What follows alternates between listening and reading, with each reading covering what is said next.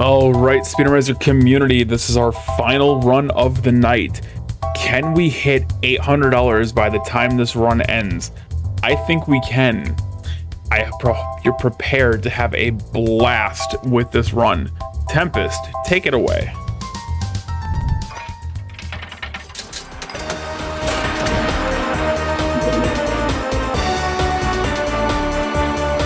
Aha! So that's where all the explosions coming from. Hello, friends and fellow gamers. My name is Tempest. Some of you know me as Steve, and oh, gosh darn it! I got this silly little thing on again. 1 second, y'all. That's a little bit better. How y'all feeling tonight, everybody? I'm happy to be presenting you all with yet another run here for Speedromizer. This is going to be a very interesting and unorthodox kind of speedrun for myself as somebody who normally dabs with platformers and action games. Well, the action is here, for sure. But this is a bit more of a collectathon in Blastcore, a game developed by Rare, which I'm personally excited for. I've always wanted to speedrun a Rare game, but this was definitely not what I would have originally had in mind, so needless to say, we'll see what happens here. Joining me today is going to be my teacher, Peaches, and a fellow community member and both volunteering and speedrunning this game, Sandshark. So introduce yourselves. Sure, yeah. Hey, everyone. I'm Peaches. I was the submitter. I'm like the resident speed boomer here. Blastcore got me into speedrunning back in 2007. It was like the first game that I really got into, and it's been fun to follow it ever since, so always happy to see new people running it. And yeah, I'll be joined on commentary by Sandshark. Thanks, Peaches. Hi, everyone. My name is Sandshark. I'm really super excited to be seeing Tempest run this amazing game, Blastcore. I truly believe there is no other game like this. It's a wonderful little gem, and as someone who also actually started in platforming, Blastcore has been an absolute blast for me to run, get involved in, and yeah, I've been running the game since 2021, and something about it has just always captivated me, and I'm really looking forward to see how Tempest goes with the speedrun. So thanks for inviting me on, and best of luck, Tempest. Appreciate it, guys. All right, so we're going to start time once I have put in a name and pressed the start button. So in good old speedrunning marathon fashion, I only think it's fair to say we go with this one. Maximum is 7 characters. You know what? Let's go with Speedromizer, something like that. Because unfortunately, if I put in an extra character, you're going to hear the character do their best Homer Simpson impression. Dope. Just like. So yeah. I guess I should quickly get the couple of housekeeping rules out of the way, though, before we start. First and foremost, this is not a official N64 version of the game. Rather, this is the Rare Replay version, so I'm actually playing off of an Xbox One. So the category is technically of its own slot on the leaderboard. We do split it by version 1.0, 1.1, Xbox, and Nintendo Switch Online. And this is going to be an any % run. The rules involve that I gotta beat all of the main stages and get to the credits by acquiring 6 scientists to meet the main game's objectives. Now, because you all were very generous in meeting both of my incentives, I have to do this run while making construction or demolition puns, at least 15 of them, and at the end of the main run, I'm going to do a bonus showcase where we get to do the shuttle clear level and the moon level, so I'm very happy to do that for y'all. But with that said, it's time to get moving, and we'll do so in 5, 4, 3, 2, 1, go! Alright guys, take us away. Sure, yeah. So kind of the lore of this game is that there's a nuclear missile carrier that starts leaking. You can see it right over there on the right. And as a member of the Blast Corps, you're tasked with clearing out the path because the onboard navigation system on the nuclear carrier is just like driving straight to its destination, ignoring all of the buildings and rivers and everything else that's in the way. So there's some kind of like hand-waving lore going on where it's like, oh, there's a bunch of urban decay and you need to sort of like, this is for the city's own good. We're destroying it and everyone's going to be happy. And in the end, we're going to try to drive the nuclear missile carrier into a safe detonation spot. So that's kind of the long and short of the lore. And you immediately clear the first path and then go into these kind of like training levels. This is like a little mini kind of, like diegetic tutorial where they want you to learn how to use these special vehicles that aren't quite as simple as just like driving into stuff. So this is the sideswipe, and it's got little pneumatic ramps that sort of shoot out the sides of it for some strange reason. I don't really know like the real practical application of that, but they give you these like horizontal buildings to test it on. So yeah, there's a couple of these. Now we go from like kind of impractical to like super awesome. This is just like a giant Gundam. I don't really understand why they don't just like fly this from like level to level, because it's just the most insanely destructive vehicle that I've ever seen. You do these like butt stomps onto buildings, and it just instantly destroys anything as long as you're in that like kind of slamming motion. So it doesn't even matter if you're like doing it from the top down or kind of at the base. You're just gonna blow up whatever you're touching. Good. Yeah, with the J-bomb specifically, you want to do your butt slam as you're kind of flying into it, because if you do it at the wrong time or don't press it early enough, you'll just bounce all the way to the top of the building. You're just trying to but yeah, either way, it still is very destructive. And in a later level, we're going to be able to access that earlier than intended, but we'll cross that bridge when we come to it. Yeah, go ahead. Yeah. Oh, sure. I was just going to explain some quirks about the J-bomb, but we're already moving on to the Backlash, which is kind of yeah, one of the most infamous vehicles in this game. Truck. Yeah, everyone who's played this game, pretty much everyone gets like nightmares about the Backlash, because there's a weird kind of like sweet spot hitbox, but it's only on the side, and so you have to do these kind of Tokyo drifts into the building, and if you don't, you'll just sort of bounce off impotent, which can get really frustrating when there's like a nuclear missile carrier that's like breathing down your neck. So they give you, the world's simplest like 3 building setup to practice on, but it ends up getting much more complicated in the levels, which we're going to go to right now in Argent Towers. Now, Argent Towers is what... You go ahead, Steve. Yeah, I'll just quickly explain that. Unfortunately, given my level of proficiency with this game, I will not be able to do the special skip that top-level runners would normally be pulling off. So there were 2 skips discovered for this one. The first being a bit of a smaller skip that allows you to collect the scientist pretty early on with the use of a bit of a bounce off using the in-maze car.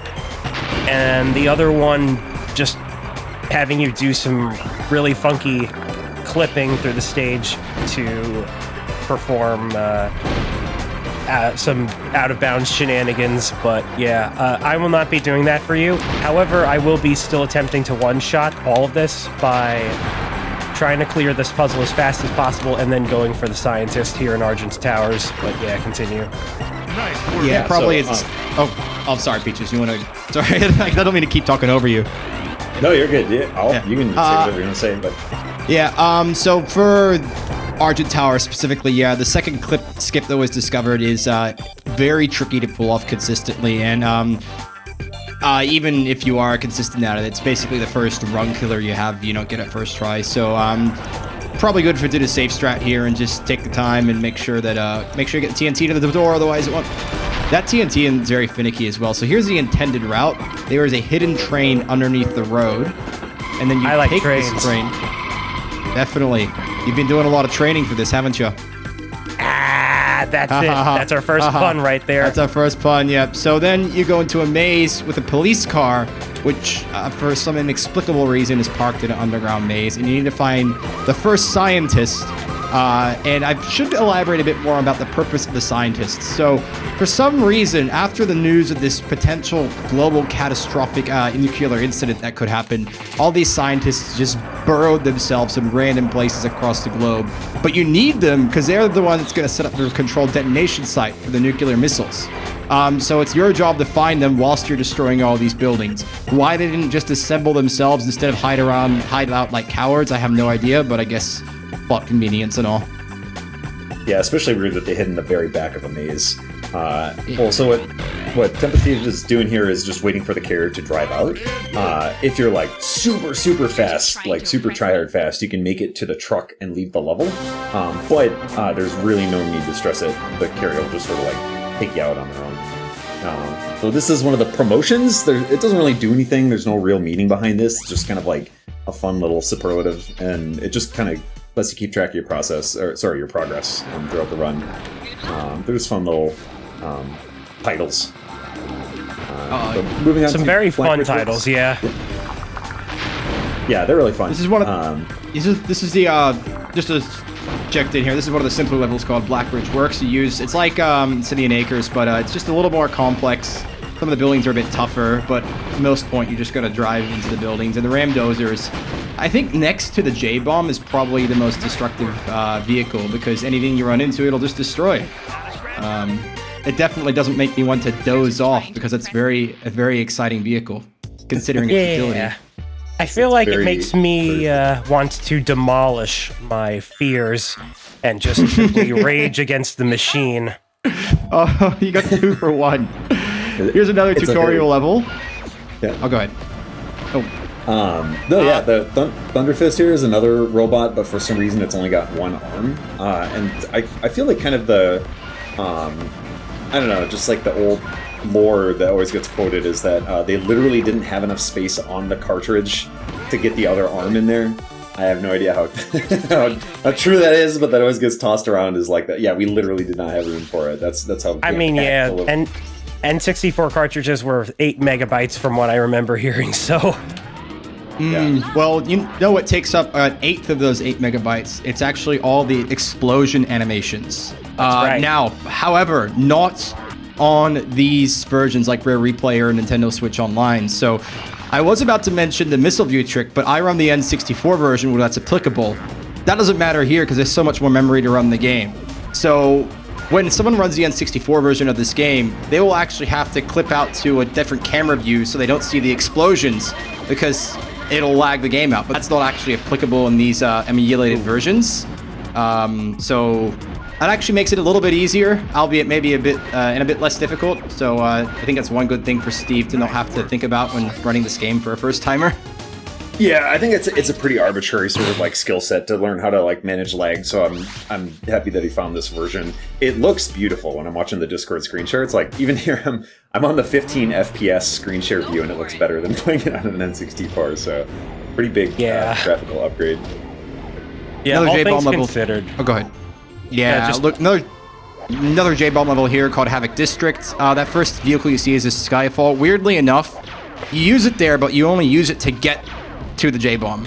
But we'll learn about the Skyfall in a future level. Again, pretty standard.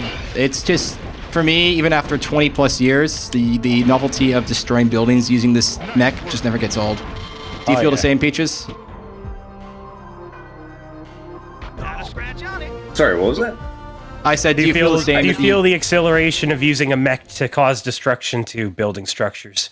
20 years later after this game's come out. Yeah. Yes. 20 years. It's been 20 years since I started playing it. This game is old. Yeah, no, I love it. I mean, I'll say this, it's no Gundam, but it's sure worthy of Beam savoring the moment.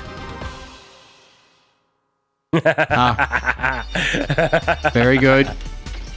All right, we're on to the medium levels now. So once you complete a group of levels in a certain difficulty, it unlocks the next set.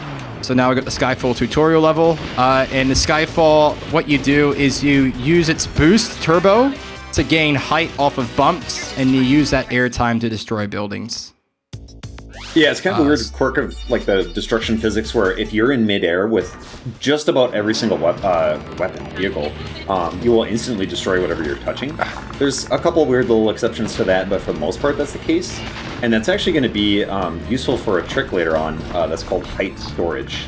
So it turns out that not only are most vehicles capable of that, but also your character, your little dude, when you like get out of your vehicle, if you're in midair, you will stomp a building. And we're going to be like using a special trick to like store that height to squish buildings. So just keep that in mind. Ooh! Oh no! Just clip that. The back tire snagged, and then that's apparently what a nuclear explosion looks like. Thankfully, this is a video game, and we can replay and retry. So I actually thought this up on the spot. I'm gonna donate $1 per every time I touch the nuclear carrier. That sounds like a good plan. I will say this level's quite finicky. Like even with practice, using the Skyfall on this level is quite finicky. So if you see Tempest ramming buildings, sometimes it's just a safer method instead of using airtime because it's a bit to get used to how to control. Yeah.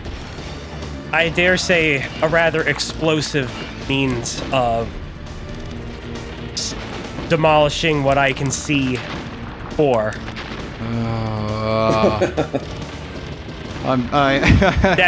That was a bit of a stretch. I'm not even applauding myself for that one. All right, someone in chat just said, "Oh no, you disturbed the spicy rock tubes." I don't think I've ever heard a nuclear missile being referred to as a spicy rock tube, but I think I'm going to call them that from now on. That's right. incredible. Gonna need focus for this trick. 1, 2, 3. Okay, not quite. I'm going to attempt it a few times. I hope this works. 4. Okay. Almost there. Really close. Good luck. It is so tight. We got enough time for this, but still. I really want to get it at least once, but there's a good chance I might have to forego it. There is like 1 or 2 frames for this skip here. It's really cool if it gets pulled off, and I'm really hoping it can be. I know when I got it from a certain bounce. Yeah, I practiced this a lot. Yes. Oh. Okay. In the seam. Oh no! Oh. Just had it. Let's try one more time. Go for it. Okay, not quite. All right, we're gonna do it normally. But to explain what exactly was going on there, so for some reason this game has it where depending on how you position your vehicle, you can use the momentum of a certain angle to force yourself into a state of tumbling, because the game has it where no matter what, your vehicle will always eventually stand itself back up. But with that in mind, we can use this to cause the game's correctional system to then have us go flying. It's what allows us to completely go over the bridge and even beat ourselves all the way over to this section. So it is a shame that I wasn't able to pull it off, but at least you got to see some of it, and I'm content with that. Yeah, no, that was really close, and it's a tough trick. Definitely when I submitted this, there were a couple tricks that I didn't intend for the eventual runner to really do, and to just kind of like skip them, and Tempest showed a lot of initiative in trying to learn it. It's a really tough trick, because there's like 6 different steps to it. Yeah, pretty easy. What can I say? I'm a showman as much as I am a gamer. Yeah, and it's a really, like, I don't know, kind of an interesting weird state. It's almost like the whole joke about like putting like buttered toast on the back of a cat, because one of them has to land. And it just sort of like pushes you out.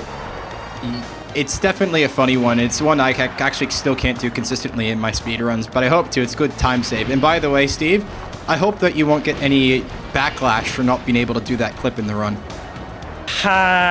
Very well aptly put, my friend. Very well put.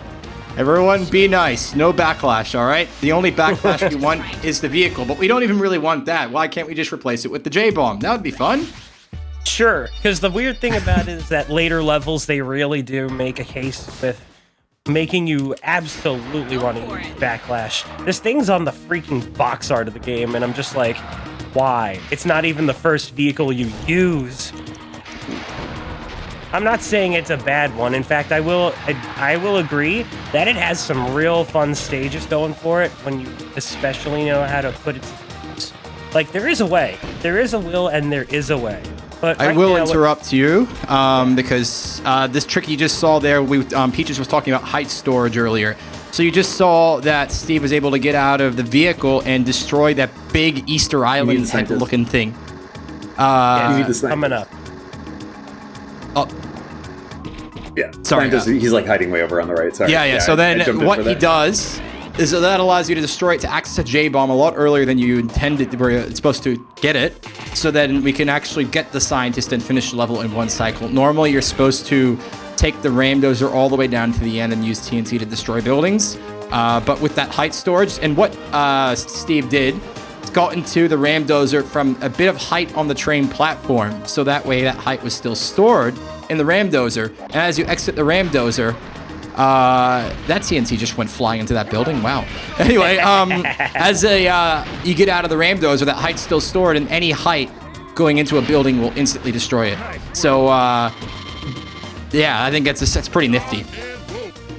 Can I just say, Getting rid of the yeah, two. that was, yeah. I honestly I didn't have to, because I have had a practice attempt at that stage where the missile carrier did run into the TNT block, and any solid obstacle that it touches will cause it to explode. There's also an extra type of obstacle that we haven't quite covered yet, but we will, maybe just a bit, we'll see. But either way, the case in point is that, yeah, I will say, when it comes to causing the TNT to go flying with the stomp, that's never happened before. Yeah, there's like a built-in warning system when you're about to drive into something, and the game will be like, warning, collision imminent, and like, they just do not respect the TNTs. You don't get any warning whatsoever, like you just explode. Yeah, So it's good to be aware of it. But what's funny is that the carrier can run over you, and there won't be any consequence. Yes, I've tried Yeah, if you're that. just I've tried to the vehicle, yeah. Yeah. Anyway, here we are. Another thing with the Thunder Fist. I'm very used to doing this without seeing where I'm going because of the version I run, but on Royal Replay, it's a piece of cake. So Steve's going to opt to just complete the level, and you're going to go back in and get the scientist now? Yes. Normally, Okay. I would attempt to do it in one cycle because it is actually possible to, go out of your way and try to quickly complete the scientist puzzle. However, I haven't not been able to consistently get that. And so for the interest of not wasting much more time to get all the way back there, this felt like the better compromise for me.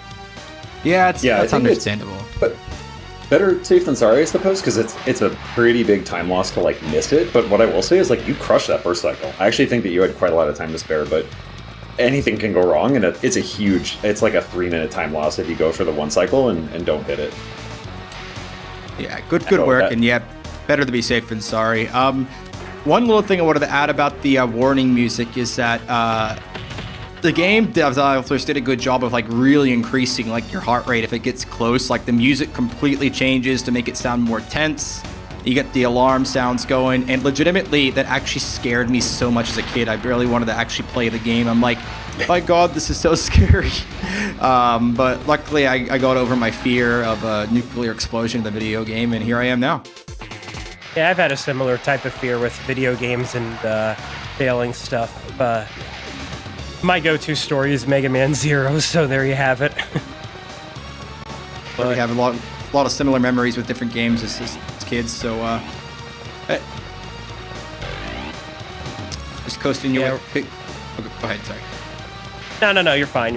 I'm just basically coasting through the maze. All you got to do is leave right, then left, and so on and so forth. And basically, there it's no extra skin off your teeth.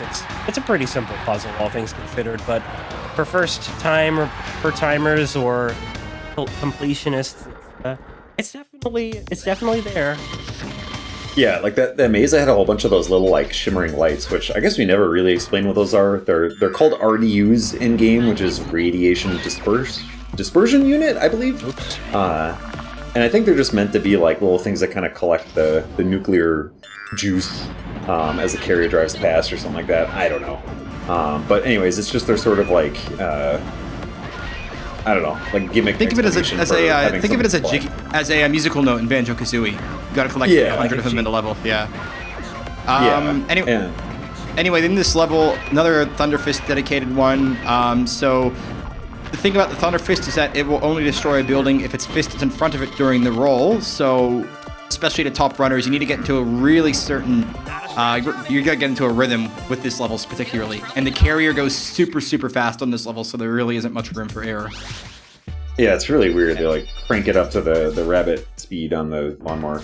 But it is weird because you can be too close to a building and you won't punch it, or you can be too far away and you won't punch it. So there's a weird kind of like Santric said, like a rhythm to blowing stuff up. Okay, so before I kick it over to DJ, we're gonna go quickly talk about the other type of obstacle that you sometimes have to work with in order to ensure the nuclear carrier doesn't explode. In this case, it is extra platforms to actually control this train here. Yeah, there's just like a wooden ramp in the way, and you can't just blow up the ramp. you have to park a train in front of it. Right, so I'm just going to do that and then get this car to get myself back to the J-bomb, and then we're going to crush some more buildings. I'm also going to do the same for a boat, and there will be a American car, a little bit of a patriotic car. Car vehicles have their own different properties. Stunt car is fast, but it also has a tendency to have your turns easily have drift momentum, which can make it hard to control. There's the police car from the maze, which it's got a slow start, but it has some of the fastest speed when it accelerates. Then there is a hilarious van with a just as hilarious honk, but it has the best handling in the game. And then the red car is a good all-rounder, which also doesn't slow down over road. But yeah, with that clarification out of the way, DJ, what do we got? We got one amazing run and nothing else. Sounds good to me. How do you feel about this game, honestly? It looks like a blast. It looks like a blast down to the core. It could definitely. It's worth mentioning that in the Japanese version of the game, because there is an official Japanese version, this was called Blast Dozer. No trouble at all. So try not to doze off for all you viewers at home. Well, good. this is far from a snooze fest. Well, I don't think you get a point for that though, because I already made that pun. True. So we actually got to take a point away now. Unfortunate. I think this game is very riveting. Okay, so this is Beaten Tracks, and yes, that is a pun with the stage's name. Think about it for a second, folks. But this is probably the easiest in terms of demolition, because there's only 2 buildings you got to take care of. The first one here with the ram dozer, but this is where you get properly taught about the crane. So cranes are actually also... Oh my god, what? Ooh. Whoa. What happened there? That was They my lagged out capture for a card, second. probably, I guess. Okay. Please, let's not let that happen again, because that actually scared me. That Okay, scared me now we too. can actually... Now we can actually say that's never happened before with me. But yeah, Yeah, so right. Tempest used the crane there just to set up another height storage, and instantly blow up that building. Because when you get out of the vehicle, you'll just like smush whatever you're on. And what's interesting is that in the 1.0 version of this, normally you would use what's always called the Z trick, which is where you park in front of a building and you hold Z, and your character does the do, and I guess he just like slams his door into it so hard that the building blows up. And it's way easier to do that than to do the height storage. The height storage, again, that was a trick I didn't even have in mind for whatever runner would roll this game. It definitely adds a lot more complexity. Thing is, some people call it the Super Z, Mega Z trick or whatever, Super Z trick, something like that. And yeah, it's basically a good successor, especially when you consider that version 1.1 patches out the Z trick. So any version that isn't the initial release will not have the Z trick. And so the only real way to do the Z trick is if you happen to have the English 1.0 release, which, while the community does not allow the use of emulators for legals leaderboard runs, we do at least allow flashcards. So it is a decent enough alternative. You're just trying Yes. to impress me. I agree, and yeah, I guess the inconsistency. Well, not really inconsistency. So for each different version, you need to know different kind of plethora of speedrun strategies. Personally, myself, I run the US 1.0 version, and I specifically ordered a US N64 and a 1.0 version of the game to run it. But it's also on Nintendo Switch Online, so I'm not opposed to learning a few new strategies. I better jump in and explain this level. So there's another side. This is Tempest City, so otherwise known as Steve City. He just came up with that one, by the way. Yes. So we're in Steve City here, and this vehicle is called the Ballista. It's like almost like a motorbike with two cannons on the side. You pick up ammo boxes to refill your cannons. Cleared that level pretty cleanly. You can one-cycle it by getting the scientist and completing a level on the same run. Steve's opting to go for a safer strat. Those blocks are very Actually, finicky. I can't deny, I completely forgot. I was so focused on blowing things up that I just forgot to do it. Oh, that's okay. But probably better safe than sorry, because you need to get into a real consistent cycle here. So it goes back into the level, finds a scientist, and you're gonna enter the truck to get the heck out of there. Yep, that's the nice thing about this game, is that every time you do, whenever you beat a level for the first time with the carrier, the game does not force you to do the carrier stuff again, which makes doing repeat attempts just... they just do make it a breeze, basically. There's not much to it. Yeah, sorry, I was trying to do my usual order, but I admit I don't have live split open, so I'm just like, heck with it. We're just gonna ball. We're gonna do it a little differently. I think this is the correct order anyway. You go back left around the world map, but we're in the hard levels now. Yeah, so we're in the hard levels now, and there's, I believe, 6 or 7 of them. I've completely forgotten. Starting off with Ember Hamlet, which is actually a complete map clone of Simeon Acres, but instead of using the Ramdozer, we need to use something called the Cyclone Suit, which is basically a lot. It's like the Thunder Fist. The Thunder Fist wasn't easy to use. Let's just say that. It's an acrobatic robot, and you need to. It's probably the least practical mech ever designed to destroy buildings. And Peaches, I'll let you take it from here and explain why. What do you mean? I love breakdancing to destroy stuff. Hey, the only person that can destroy stuff while breakdancing is Raygun. I don't know. I don't know that reference, but yeah. It took me a second because that has fallen out of relevance, but yeah. Definitely. But anyway, I'll let you finish.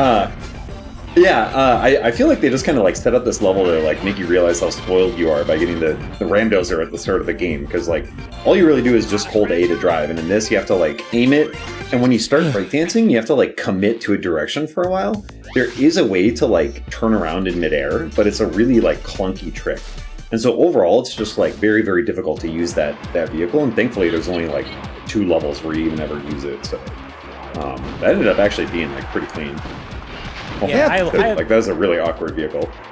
I do like it, and I also like how it's the smallest vehicle of the game. Well, presumably speaking, because, you know, compared to your pilot size, it almost stacks up. It's like very close to your actual character model, but you know, the smallest vehicle, I guess that might as well really just be the Skyfall for all I know. Well, one thing about the Cyclone Suit to think about is that I don't know how the character can get out of the vehicle and walk straight after using the Cyclone Suit. It must be immune to vertigo. It must be immune to vertigo. I also wanted to quickly chime in with what was said in chat. With the use of the Cyclone Suit, apparently someone in chat says the buildings destroy themselves from the shame of being outgrooved by your bots. And that's probably the funniest thing I've read all day. Yeah, we're gonna remember that one now. Oh boy. But we're now into Angel City, which nothing angelic about this level at all, because you're stuck using the backlash to destroy all these buildings that are very close together. So it'll really push your skills to the limit here with how well you can control this. And I think Peach is going to attest to that as a seasoned runner. I assume this level still gives you problems sometimes? Yeah, this is a really tricky one because a lot of the buildings have like more HP, I guess. Like they saw you coming and decided to go and reinforce all these buildings here.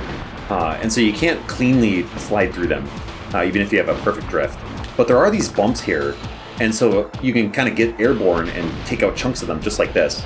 But it's still kind of tricky because your collision is so wide that you can't really like get between the buildings, and sometimes you won't even actually like your tires won't leave the ground by the time that you bump into the buildings. So there's like 100 different cues to like do this like super perfectly. Very, very tough level to like learn to optimize, and very tough level to do casually as well for that same reason, really. My casual playthrough certainly suffered quite a bit from this stage. And also, speaking of casual stuff, I will say that Ember Hamlet, you can use the...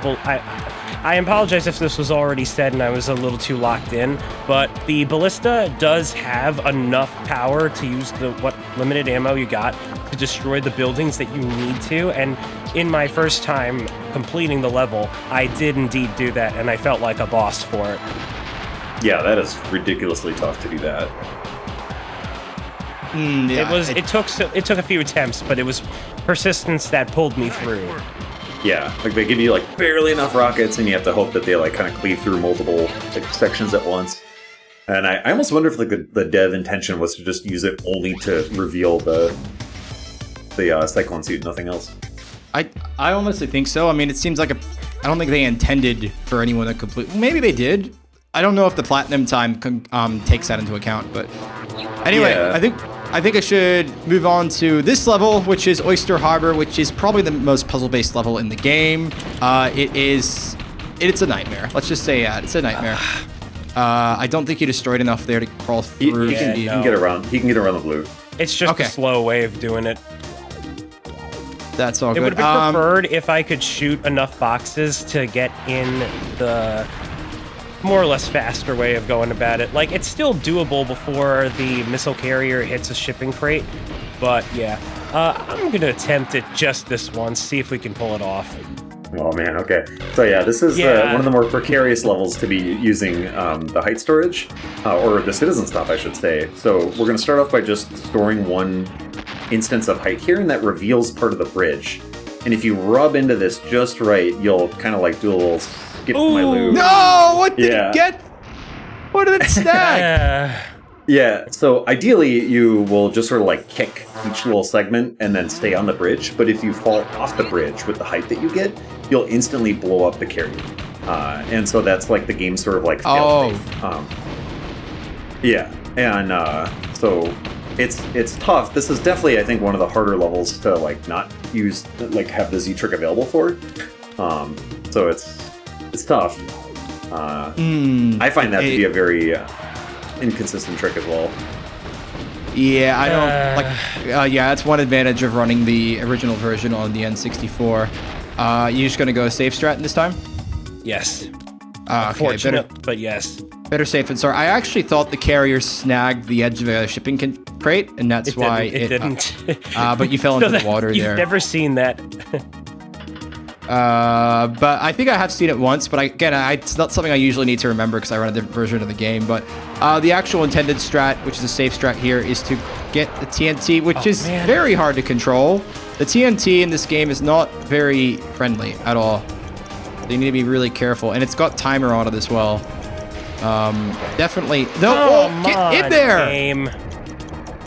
Just get in there. It's just trying to like wrangling a python. Of course it's marathon luck that's going to make it tougher. I don't think it's just a TNT that will explode if we don't get this on the crate and continue the level. That was a pun, by the way. Yeah, so it's... Oh, no! Oh. We're going to try that again. Try that one more time? Yeah. Leave it to Oyster Harbor to give me the most grief in this run, huh? Even for a casual... The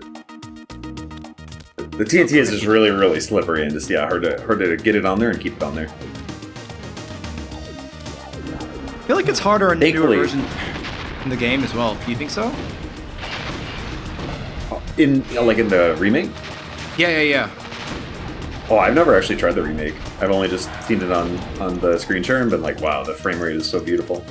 I feel like the frame rate, I'll have to give it a try myself. I feel like it looks like it's more slippery to control in this version of the game. But either way, second time's a charm. And See if we can get the TNT on. Go real slow. If anyone's a fan of Vine Sauce, you'll probably recall a bit too far. Alright, let's try that again. This is definitely going to be time lost harbor today. Oh, man. I really wish it weren't. Stop. But There we what go. can you do? Alright. Come on, just enough time, game. Please, please, please roll me a bone. It should be fine. It should be fine. Alright. Yes, There we go. Okay. Alright. So, I was holding my breath for that one. There's a sweet spot on the bridge where one piece of TNT will blow up the whole thing. And it's like not super tight, but it's definitely not generous.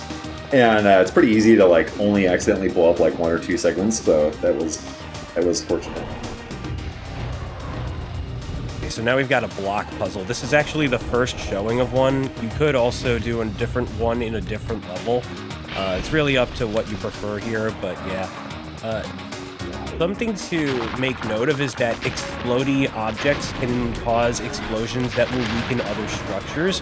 So these gas tanks are pretty handy for that, and you will see me especially put that to use in what is going to be one of the most difficult levels of the main game.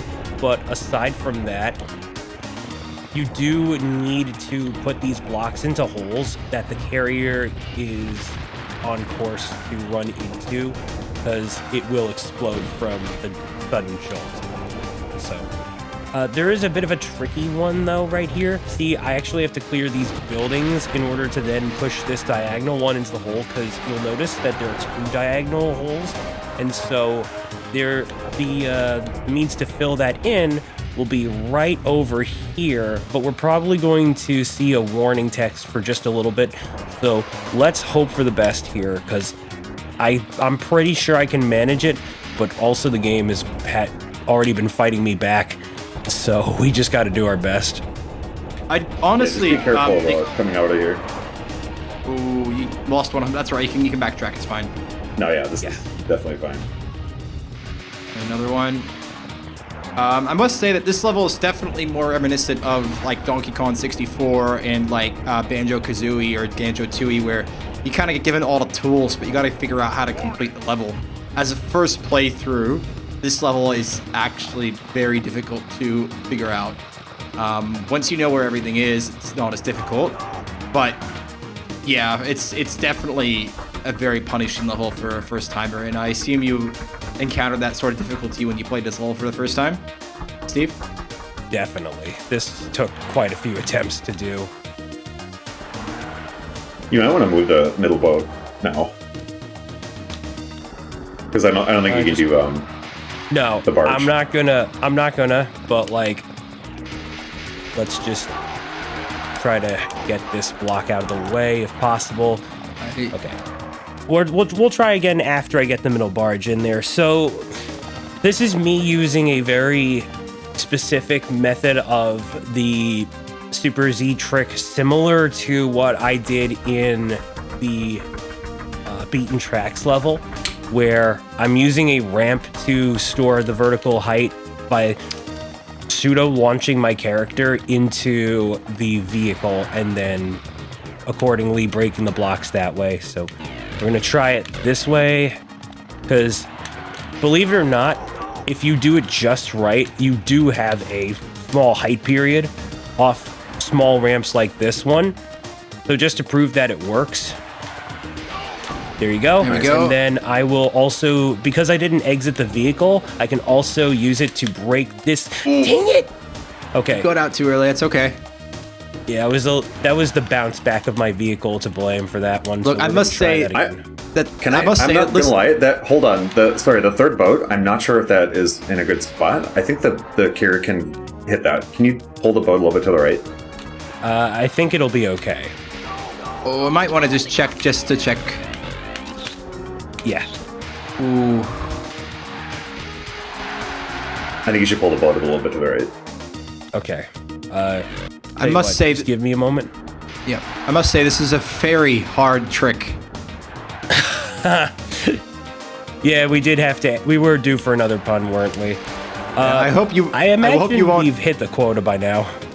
Oh, maybe not. I must say, I hope you don't harbor any ill feelings about this level after you. No! What happened? He was right. Yeah, He was right. No. You should have moved the boat. Well, that's another dollar. I didn't no. run into it. I didn't run into it, but that still counts. It's in its own way. I'm very sorry about this one, folks. And you were just that close to the carrier, the truck as well, so that's all right. I wanted to believe because the game didn't give any moment of danger, so somehow I just... If it hits the fence of the boat, it explodes. Is that correct, or was it just not aligned properly, Peaches? It was the fence. It was the fence. The game didn't think that I was in trouble because it worries more about the gap. So as long as the smiley face icon of your driver appears once you position the boat, or in other cases a train, into the spot that it needs to be, it won't warn you otherwise. Oh, excuse me. All right. That was a random burp. I mean, all right, we're gonna do the TNT trick yet again, and yeah, it's like once you know the positioning for it. You. I was going to say it is easy to do. Luckily, we can try that again, but I also got to be extra careful for once the carrier starts to move across. So let's hope for the best here. Fingers crossed. DJ, if you want to go ahead and say anything, I'll open up the floor to you. Yeah, just looking at all the donations that we've gotten over the last 24 hours, there's been so many. Thank you everybody for donating. Tempest, thank you for such an amazing run, and let's finish strong. I'll do my best. All right. I'm almost positive that given this is one of the longer levels of the game, we are going to go a little bit over the estimate, and there's not much I can do on that. Yeah, but it's all good. I'll do my best. It helps that I'm the last run of the night, but I kind of wanted to make like 45 minutes really is generous. Like there's no doubting that what Peaches gave with the upload for this run really does work out for all intents and purposes. I just got dealt an ugly hand, and that's all I can really say about that. Look, all things considered, you're doing a really good job, and even despite the restarts and stuff, this is a difficult game. Like Blast Corps is, even throughout my 30 plus years of being alive, like for all the games I've played, this one is probably next to Super Meat Boy been one of the most difficult to like really get consistent at. And I'm sure Peaches could also agree with the challenge that this game presents. No, yeah, this is like an infamously tough game, and when I submitted, I was like, use the Z trick, like rely on it. It is there for you, and it's definitely really tough with like the height storage and like all the kind of like alternate versions of it. And I really commend Tempest Steve for like really toughing out on like what's honestly a much harder version than even what I had in mind. Because like the thing is, whenever I do Speedromizer, I have the want to just be able to run this on whatever means I can submit to the leaderboard. Because I don't just learn games just to be able to run them. I also do like to apply what I have done to the leaderboard. And really this game's main attention has gone to the original N64 stuff. When it comes to the more recent versions like Rare Replay or Nintendo Switch Online, not a lot of people have contributed to that. Of course, one of the goats of this game, Needle-san, one of the Japanese runners, has definitely put in the time and effort, and I just feel like I want to do my part as well. So, shout-outs, of course, to Needle, but yeah, I think it's without a doubt that not only was this version affordable for me, because I don't really think I've owned a flash cart in my life, but also just to that end, I wanted to go with what was accessible to me, and if I'm being honest, I do not like the missile cam. I think it's it can be a rather arduous thing to work with. And in order to get better times without lag affecting you in the original hardware stuff, you do need to utilize that, whereas in this one you don't. So I feel like in the end, I picked the lesser of two evils, but still, this is a great run to learn all the same. So yeah, no, if anything, I can say. Yeah, it's the first time that I've seen it in action, and I don't know. I think it looks great. I think if anyone were to like want to get into the game casually or not, I think it's actually a pretty good way to do it. Yeah, and to that end, the Rare Replay collection is available on Game Pass, which I am using Game Pass Ultimate. It is specific to the Game Pass Ultimate because Xbox has changed their Game Passes over the years, and sadly, this has not had a PC version. Some Game Pass games are available on the Microsoft Windows Store, but also you can play them on console as well, but some are exclusive to console, and this is one of those. So you do need an Xbox One or Series XS to do it, and the Game Pass Ultimate. But Game Pass is still a solid service when it comes to just wanting to be able to play whatever games you fancy. Now, because I have cleared the path and because I have a little bit of time to pull this off, I will attempt the Citizen Stomp as well as the boat clip. Please. Good luck. I'm worried. I'm scared. Could you just go with the truck? I'm only going to That's attempt so it a scary. couple of times. Okay. Okay. All right, got okay. it. the clip. All right. So pull back a little bit. Make sure we have just enough for the face. And then go position myself like so. Right, almost. Close. How much time do we have You left? do. You got some time. Yeah. So come on. Nice. Nice. Okay. Oh, because you were. Sandberg was so excited for that. Oh, one. I'm so happy for you because you were trying Yeah. that for a while. Practicing yesterday. It is so tough to try and get. Now, if you do that with enough time, you can actually do the whole level because as a scientist in Oyster Harbor, you can do the whole level in one cycle. And in the 1.0 version, you can just use a Z trick to destroy those shipping blocks. Using Citizen Stomp is a lot tougher though. Steve is just going to go back into the level and get at the scientist that way, which, I mean, at this point, it's probably the safer thing to do, not have to worry about the carrier. One logical thing I want to note about this carrier, though, is that the end of this level actually leads to nowhere. It's just more water. So why wasn't there a warning flashing going on for the rest of the level? Where is the carrier actually going? Where's that logic? Is it a magical carrier? It just J-bombs away. It just sprouts wings. So I'm actually kind of happy that this did end up happening, though, because it shows off a cool backup trick. Because now that this is cleared, now you can just, like, very safely drive all the way over to the scientist, but instead of having to drive all the way back, we can exit the level early. And the way that you do so is, I think, kind of fun. So yeah, we'll show it in just a moment. But yeah, after this, there's not a whole lot of scientists left.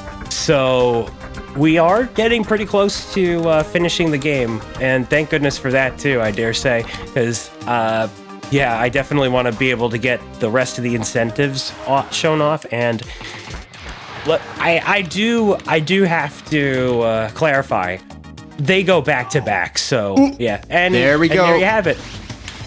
We took a swim into the water, and the best part is that when you have already beaten the carrier portion of the level, doing that from there on will count toward locking in your progress as if you've gone into the truck. So, well, I must say, I see what you did there. Ha ha ha ha ha ha ha. That joke had a very murky foundation. I'm going with it. I'm not sorry. Now we're into Diamond Sands. We got some excitement in chat for Diamond Sands, which is also a very difficult level using the backlash because these buildings are in the middle of two train tracks, and the intended way to destroy them is by going to each side and drifting to destroy them. There is a bit of a trick, though, that you can use to destroy them a bit more consistently called the PB&J, and the reason it is called that is that the person who discovered this trick was eating a peanut butter and jelly sandwich in one hand and could play in the game in the other, and that's why it's called the PB&J. How the PB&J works is that you need to drift into the railroad track and jam your ramdozer at an angle between that and the building, and then that nudging effect will allow you to destroy the building really quickly. So if you get into a rhythm, you can destroy it quite consistent. Like this one here is pretty good. There is another trick. Yeah. There's another trick that top runners use called rail hops, but I don't think we'll even speak about that because that is a very advanced. Yeah, the rail hop is ridiculous. Yeah. I'm going to have to be very quick about this one, though. Otherwise, I'm going to run out of time. Ooh. And that has happened before. He's getting close, yeah. I usually go back and destroy it a bit earlier, but that's all right. Okay, cool. We got it.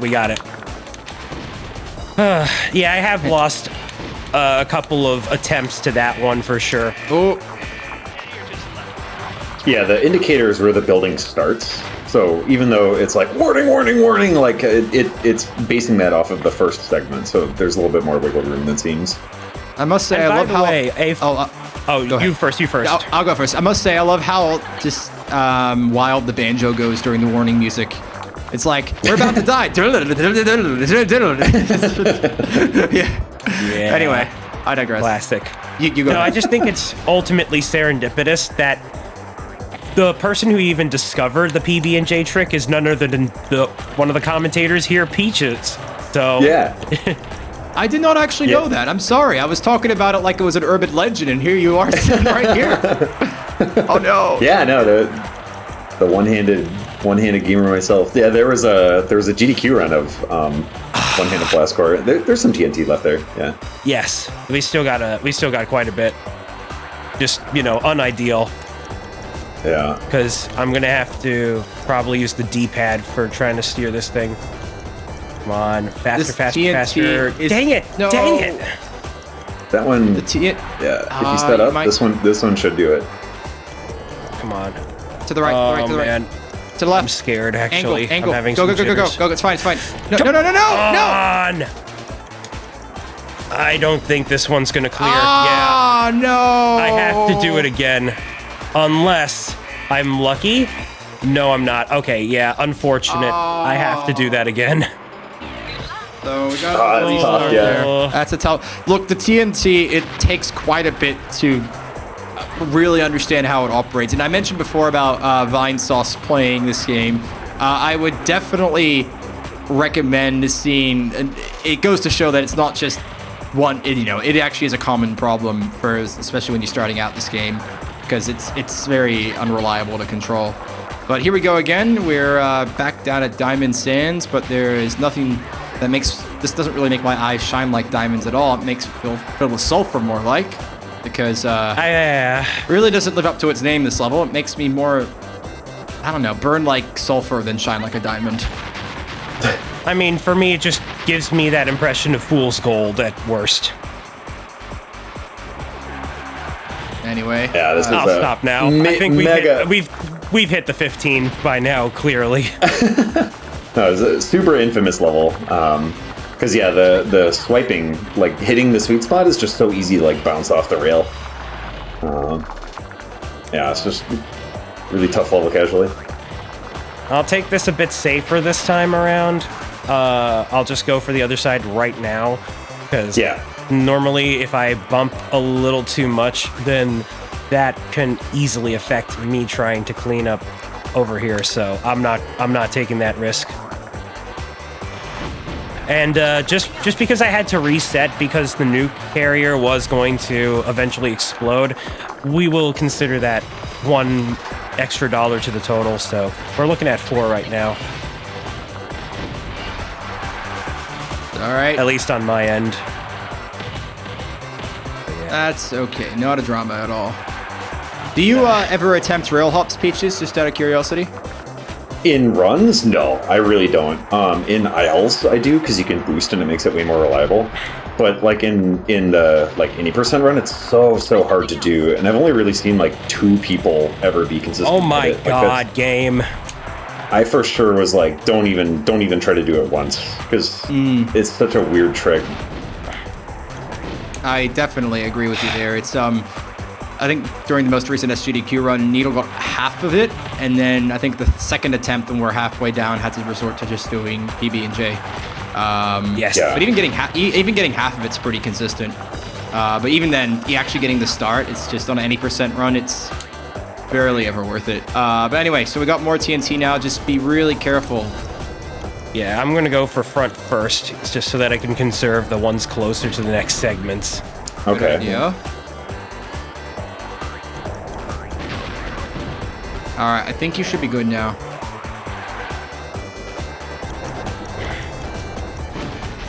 Oh Yo. my god. Why did that not happen Let's go. earlier? Well, I swear, only when I'm doing marathon runs. hey, life's like, speedrun's like a game of poker. Sometimes you don't get dealt the best hand, you just gotta work with what you got. And you're doing a good job of that so far. You're just trying I'm pretty sure you can speak for yourself on that one. Yeah. We'll talk about that later. But we only got 3 more levels left. So, look, even for, it's still pretty impressive being able to complete this game within a single setting, because as people who start this game for the first time, there's just so many elements of figuring out what to do, the movement of the vehicle. So, like, Steve's making really good progress thus far. And now with only 3 levels remaining, we've got most of the really difficult ones out of the way. These ones are pretty... Got another... what's it called? We got another Cyclone Suit one here. Yeah. If you get... A little bit. Go ahead. A little bit more breakdancing, and thankfully it's like a little bit more of a straight shot. I know, what's the name of that level? Ember Hamlet? Yeah, that level is Angel like... City. Well, the other Cyclone Suit level, it's like all over. It's the Simeon Acres like remake, right? And less of a straight shot, so... Yeah. Yeah. The reason I brought up Angel City is because this level is indeed another clone of a previous level structure, as Stan Shark had brought up earlier, so... But the Cyclone Suit is much better suited, so it's not as egregious as compared to the Backlash. Yeah, and it does have that same property of like, if you happen to be in midair on the approach... Oop, you got a chunk left.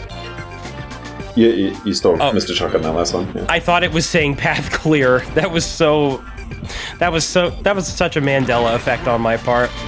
I think they were saying survivors, which is... It's weird. Yes. There's a couple different conditions that you get to like get the gold for. So you get the gold just for clearing the path, and you get a second gold if you get all the RDUs and blow up all the buildings and save all the survivors. But I've always kind of wondered why they even bothered with that, because you like necessarily rescue the survivors by blowing up the buildings. So they just felt like adding in an extra kind of, I don't know, superfluous goal. I think the actual origin of the survivors was they were intending to add a mini game afterwards where you fly around in the helicopter and pick up the survivors, but... Oh, really? Yes. Yeah. That was so something that Martin Wakely did confirm. Because for those who aren't aware, one of the lead designers of the game, Martin Wakely, a former Rare employee, was a commentator for SGDQ 2016 for top-level runner Gravitron's speedrun, and it has some really insightful stuff. Not to mention, it's just a wonderful showcase of the 100% category as well. So I highly recommend you check out for yourself if you ever have the time to. It's a good watch for a couple of hours. Yeah, the commentary in that run is just really fascinating, and Kirk Hugh on the couch was like asking such good questions as well. So For real. It's a highly recommended run. A quick thing about this level is that I mentioned earlier the van. That is something that you would find in this stage and then can unlock for the later racing levels, because one thing that this category does not cover are the bonus levels. You've noticed that there were these satellite-looking dishes in some of the stages that I could have activated, and that would have unlocked an extra point on the map for those bonus levels. But since they're not necessary for any percent as compared to games that fulfill themselves on completionists for any percent, it's skipped, which I'd almost say is a crying shame, because some of them are some really special stuff. Like, there are 2 levels that take on being not Pac-Man, copyright avoiding Pac-Man. And then another one is a pool table, and it's real fun. But yeah, we're coming up to the final level of any percent. So time is going to be once I hit exit on the last results screen. And the reason I'm going to do this way is because we will see the credits cutscene after I have completed the stage and have collected the final scientist, which is in here. So I will throw it on back to my commentators, but I'm going to have to restart just to play it safe. Yeah, no, go ahead and focus on this one. This is the doozy of a level because it's backlash and it's really, really tightly kind of like designed with all these buildings right next to each other. And they don't give you very much room to like get a full slide in. So it's very precise. Yeah, it's definitely it's a bit of a pain, brutal level to have as the last one because if you don't have your drifts on point, that was a good drift right there. This is actually really sick so far. That was good. Yep. All right. Close, yeah. This is actually a great glory crossing. Yeah, and you'll see the backup is if you just can't be able to drifting, just run your vehicle into the building until it collapses. So yeah, wow, not too bad at all. And the last scientist is in this level as well, but I think it kind of suffered the same sort of fate where deadline was coming up, they didn't know where to put it. You got a building. You got a building. Watch out! You got one little piece. Don't restart. Don't restart. Go back. Go back. Go back now. Go back now. I'm gonna go for this. Hang on. I'm gonna play this clutch. Turn around. It would be a shame to talk to the last scientist and then the freaking thing blows up. Oh my goodness. This one last little piece. I swear. No. Oh no! I tried. Don't worry, that's $5 for charity. It's all well and good. Oh, no. You know what? I'm okay with that. It had to do it for the sake of making that one a more dramatic moment. That was my decision and mine alone.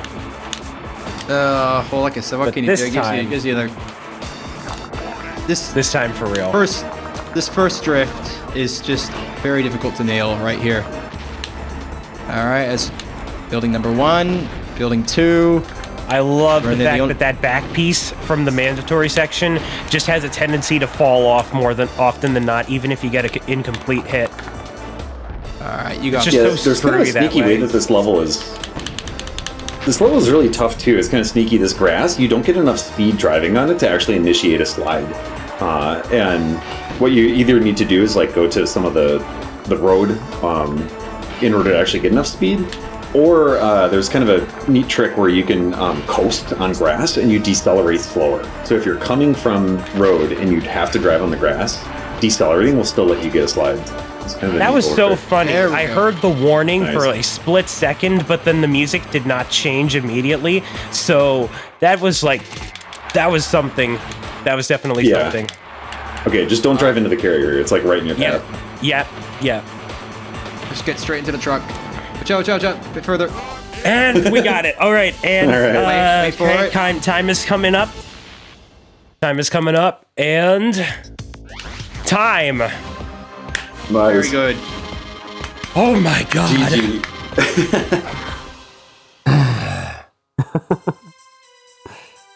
GG. I can hear myself in someone's background. All right, we're gonna watch this cutscene play out. But yeah, as we go across the overall credits and seamlessly cue into our bonus showcase, I do want to give big shout outs to the Blastcore speedrunning community for setting the stage and finding all these wonderful tricks across the way. You can see some of them and learn some of them for yourself on the Blastcore wiki website, which is a speedrunning wiki, which I honestly think is definitely due one of these days for a bit of an update, because there have been a few newer videos. Some of the people in the community have also made some more recent videos on a couple of the more recent stuff that was found, like a guide on the Argent Towers bridge clip and stuff like that. But yeah, just some wonderful people, and Sand Shark and Peaches included, of course, and we're just absolutely wonderful folks that helped me prepare for this run. I'm very grateful. Of course, also to the developers of Rare, this was their very first released N64 game, and there's just a lot of wonderful history behind it. So I think this was a really cool first Rare speedrun to pick up. And also, of course, to Martin Wakely and one of the Rare's music legends, Grant Kirkhope, who did do guitar as credited in this game's credits. And the one final boom. Yes, you need all 6 scientists to do the like extremely like, I don't know, scientific plan of just driving it into a mountain. I don't know, it's weird. They like build it up like they're gonna like defuse it while it's driving or some crazy, you know, shenanigans, but they just blow it up.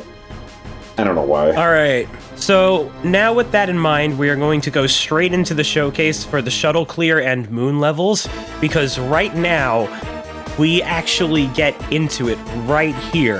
This is the pre-cutscene that will lead us into the first of our 2 bonus levels. So I'm going to have Tech reset the timer, but first, what was my final time, just for curiosity's sake?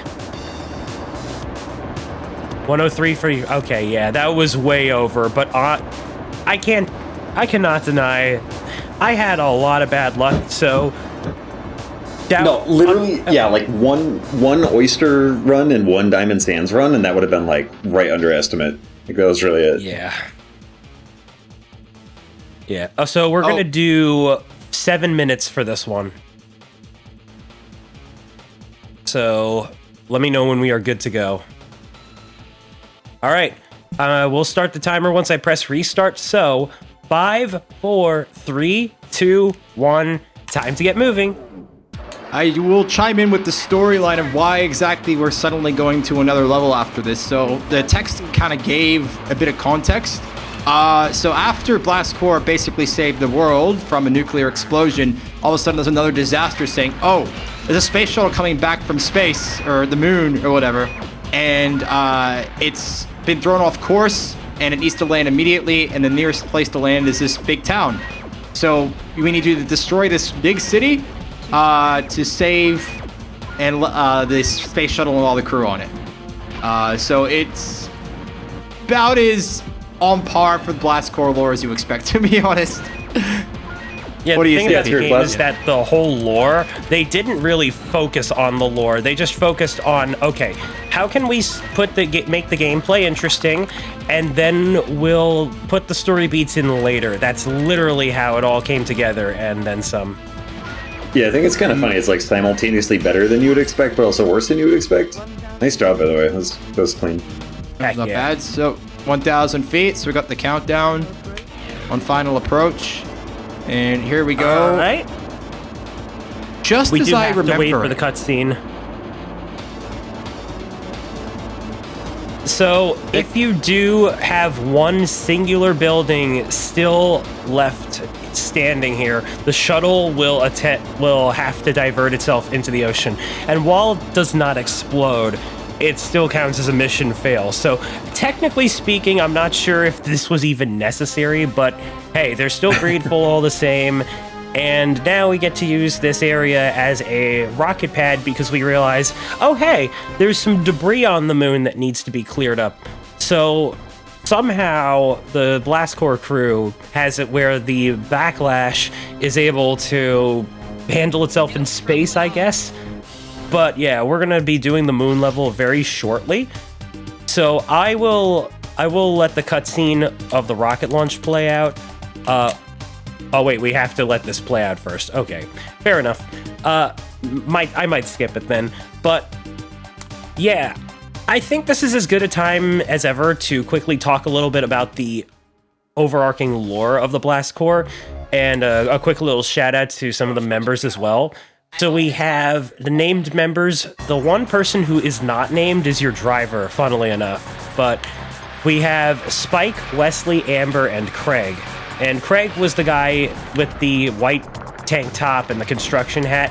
He had a little funny cameo moment of him saying, "This is awful," or something like that, right after one of us had said something that actually kind of warranted that kind of a comment. It was pretty hilarious.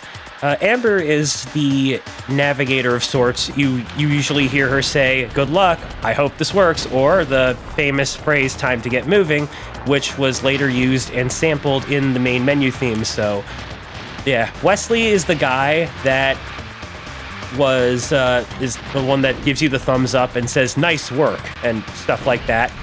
And Spike is the technician of the crew. You might hear him say, "Not a scratch on it," at the end of the level. And one fun fact about Amber is that she is voiced by what was at the time the person who was one of the support team voices behind the Nintendo customer support line or something like that, according to Martin Wakely.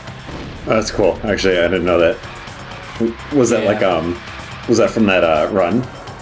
Yes, he did indeed say that. And also, too, he explained that at the time, Rare actually wanted to have the casting process be inclusive to the characters. So that was something that you didn't really see for its time with most productions, be it anime dubbing or video games, like how Jameson Price was the original voice of Chad or Sato Yasutora from Bleach.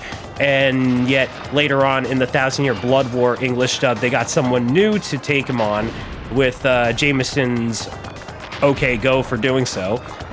Even Allison Court, who voiced Jubilee in the X-Men cartoon, the one with the famous Ron Wasserman intro theme, da-da-da-da-da-da, she actually opted for X-Men 97 to not reprise the role and wanted somebody that was more fitting of the character's national background to take the reins, which they did indeed do. But they did give Court a cameo role, which was a sort of video game character based on Jubilee, like a avatar, if you will. But at the time, the fact that Rare did do this is very impressive. So major kudos to them. And we are coming up on time with the Moon Showcase, so we will be doing that once I get the all clear, which will be the final object destruction coming up right about now. That is time. Yeah. GG's. Fuck it. The moon. Yeah, great work. That level is very fun because all the space levels, there are 3 other planet levels, by the way. They have heightened gravity, so that is what makes these stages fun. Now, trying to get the gold medal on the other hand, because you have to use backlash, that's easier said than done. But I did it because I wanted to get all the gold medals to unlock the time trials mode, not because I wanted to platinum every stage. There is a platinum rank, though, once you do that. No, the time trials are very good for practicing the speedrun if you so wish to. But yeah, all the same, that is Blast Core. That's going to do it for me. And I want to thank Speedromizer for having me back as always. It's an absolute pleasure to be supporting community and getting to learn a new speed game with this wonderful process. This will not be the last time you're going to see me for the event. I will be joining Chryson for Mega Man X4, as I am the teacher of that particular game, so I'm very much looking forward to doing commentary for that. But if you would like to catch me elsewhere on the internet, I do go by TempestMask1000 here on Twitch and on YouTube. I also have social media accounts. You can check out my card. It is stephencoletti.card.co, where you can find my various links there. And I do spell my name with a PH and 1 L just for clarification. But yeah, if you would also be down to check out my commentators, Sandshark and Peaches, where can they find you? Well, you can find me at twitch.tv/Peaches. I'm not around too much, though, just kind of part-time these days. But you can find me there. I just want to give a quick shout-out to say, this is, I think, one of my favorite runs. It's a very near and dear run for me. And I thought that was a really proper showcase of it, like the highs and the lows, like it's a tough game. And I really, really commend you for really giving a really fair shot to some of the really hard tricks in the game. So well done. I really enjoyed that run. And yeah, thanks for having me on for commentary. And I have to second what Peaches said. Very well done, Steve. This run definitely did showcase the highs and the lows of running this game. But it's one of that thing where you start off small, and every little time you get a little bit better. And like I said, I truly believe there's no other game like this. So again, big thank you to Steve for having me on. In terms of where you can find me, I am on Twitch, twitch.tv/sandshark with an 8 as the last A. I don't stream too much though, but you can also find me on Blue Sky, and I post more content on my Instagram under ramsey.the.shark. But for the gaming stuff, feel free to follow me on Blue Sky and Twitch. And I also want to shout out that if you're interested in this game in any way, shape, or form, go to the SRC page, speedrun.com. We do have links to the Discord, and we have the Speedrun Wiki, which shows a lot of the strategies. We've got a very nice little wholesome, welcoming community. If you have any questions about running this game or anything at all, feel free to drop in and introduce yourselves. But again, thank you to everyone for having me, and good job, Tempest. Thank you. Yeah, it did that chat out for me. So that only leaves one thing to send us off, and that is, this game was Blast Corps. Your objective is cause massive destruction with the most epic power vehicles on the damn planet. My name is Steve. Some of you know me as Tempest. And until we next meet, ciao, Michi.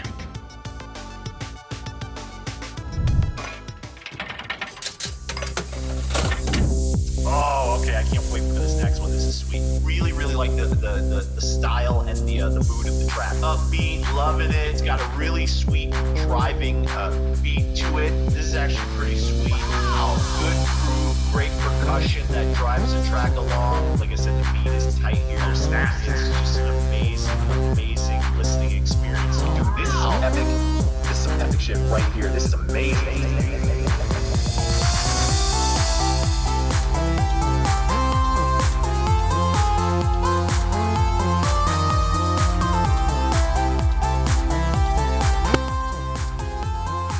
Yeah, see, turns out that if you hit the mute button on your microphone, it mutes your microphone.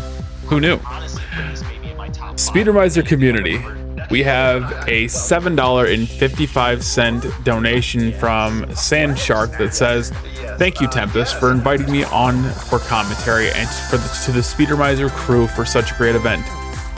Thank you, Sandshark, for your donation and donating your time for some amazing commentary." So, assuming Tempest doesn't get his donation in the next 5 minutes, we finish day 2 out with a grand total of $768. We are, let me just do some quick math here.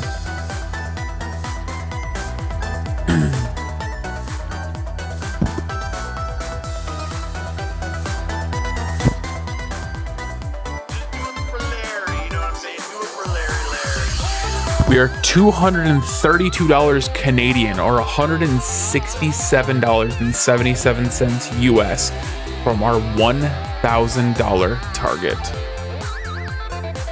Now, it is currently 12:27 a.m. and we need a raid target. So give us 30 seconds. We will have that roughly out there for you.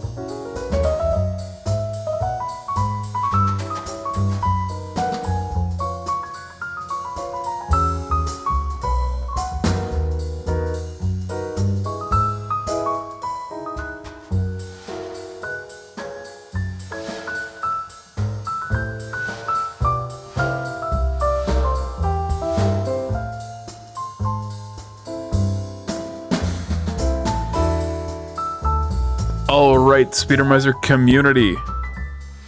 We have our raid target in the form of Chicken Butt, who is currently,